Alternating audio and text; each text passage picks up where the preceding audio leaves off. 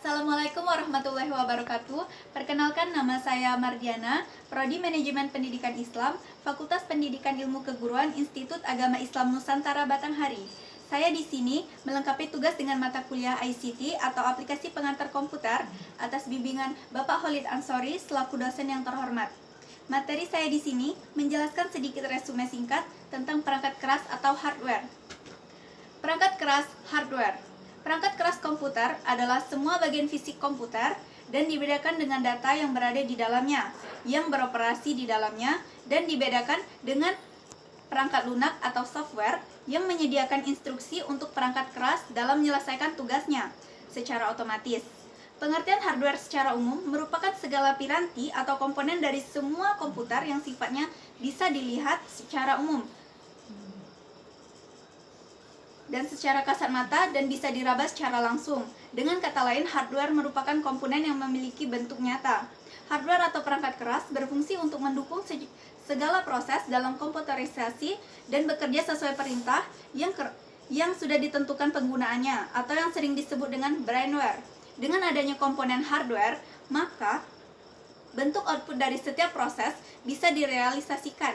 Komputer memiliki beberapa komponen yang bekerja secara bersama-sama untuk mengelola informasi mentah menjadi informasi baru yang mudah dimengerti manusia.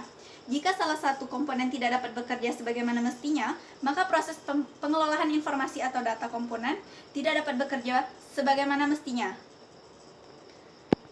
Pengertian hardware menurut beberapa pakar ahli. Yang pertama, Ali Zaki. Hardware adalah bagian fisik dari komputer, termasuk sirkuit digital di dalam perangkat komputer. Yang kedua ada Joko Yuntoro. Hardware adalah perangkat keras fisik berupa komputer beserta segala instrumen pendukungnya. Yang ketiga ada Raya Fahreza. Hardware adalah bagian dari komputer yang bekerja sesuai dengan instruksi software. Yang keempat adalah Sunarto, sarjana komputer. Hardware adalah perangkat pendukung IDPS atau Electronic Data Processing System yang dapat disentuh dan dirasakan.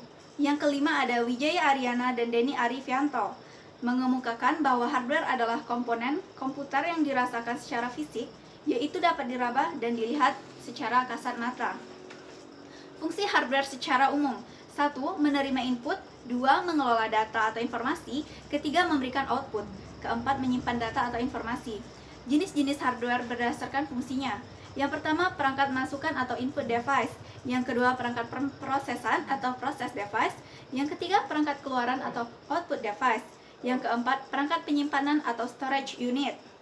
Berikut adalah contoh hardware. 1. Prosesor atau CPU atau Central Processing Unit. Contoh hardware yang pertama yaitu Central Processing Unit atau CPU, yaitu komponen yang berupa chip yang mempunyai bentuk segi empat. CPU sebagai pengendali proses kerja dari komputer dan dibantu oleh komponen lainnya. CPU berfungsi sebagai mengatur semua instruksi program yang ada pada komputer dan juga untuk tempat mengelola segala aktivitas yang terjadi di dalam komputer. CPU juga berfungsi penting dan sering disebut sebagai otaknya komputer. Prosesor berasal dari bahasa Inggris yang jika diartikan dalam bahasa Indonesia secara harfiah berarti pemproses. Prosesor juga kerap disebut dengan istilah lain, yakni CPU, Central Processing Unit. Fungsi CPU yang paling utama adalah memproses dan mengelola semua kalkulasi, perintah, dan melakukan operasi, aritmatika, dan logika terhadap data yang diambil dari memori atau dari informasi yang dimasukkan melalui perangkat keras lainnya untuk menunjang pengoperasian komputer. Fungsi CPU adalah menjalankan program yang disimpan dalam memori utama dengan cara menerjemahkan instruksi, mengeksekusinya satu persatu sesuai alur perintah. CPU dikontrol menggunakan sekumpulan instruksi, perangkat lunak komputer. Pemprosesan instruksi dalam CPU dibagi atas dua tahap. Tahap pertama disebut instruction fetch, sedangkan tahap 2 disebut instruction execute. Selama tahap 1, control unit mengambil data atau instruksi dari main memory ke register. Sedangkan selama tahap 2, control unit mengantarkan data atau instruksi dari register ke main memory untuk ditampung di MMA setelah instruction fetch dilakukan. Kecanggihan CPU ini terletak pada cara kerjanya CPU yang dapat dengan mudah dipahami setelah mengetahui komponen dan fungsi CPU. Saat data atau perintah dimasukkan ke prosesor, data atau perintah ditempatkan melalui input storage di MMA. Jika bentuk perintah diteruskan oleh unit control, namun jika berubah, dia akan ditampung oleh working storage. Yang kedua, power supply adalah perangkat yang berbentuk kotak bertegangan listrik dan tempatnya menempel pada bagian belakang setiap casing atau pelindung. Power supply mempunyai kabel power yang akan disambungkan ke komputer hardware.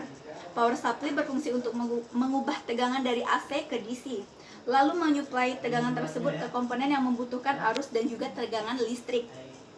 Ketiga, hard disk adalah komponen yang berbentuk segi empat yang isinya piringan atau platter.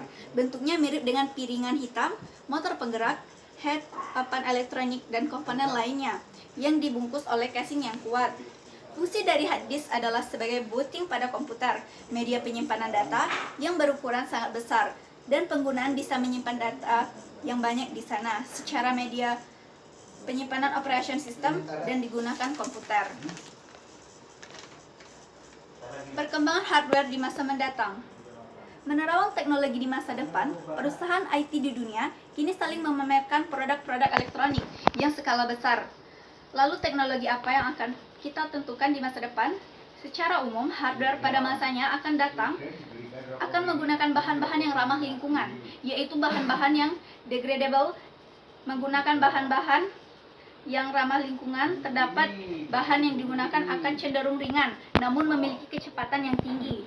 Di masa yang akan datang, tidak lebih 20 tahun kemudian, akan tercipta berbagai alat elektronik dengan teknologi nano. Meskipun ukurannya amat kecil, namun kemampuannya meteorologi teknologi nano dapat diterapkan dengan pembuatan peralatan dari logam dengan tingkat ketelitian dan presisi yang tinggi, sehingga memiliki kualitas yang lebih baik.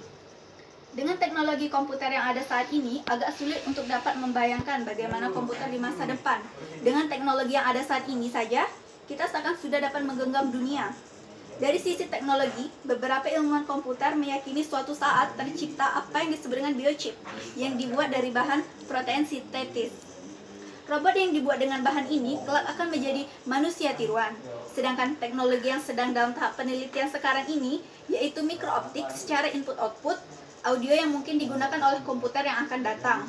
Ahli-ahli sains komputer sekarang sedang mencoba merancang komputer yang tidak memerlukan penulisan dan pembuatan program oleh pengguna. Komputer tanpa program atau programmer komputer.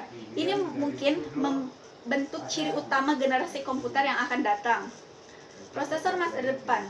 Dari tahun ke tahun, para pabrik chip berupaya menempatkan lebih banyak transistor, macam-macam teknologi. Akan ada beberapa perubahan menjadi lebih canggih mengikuti tren teknologi yang akan datang.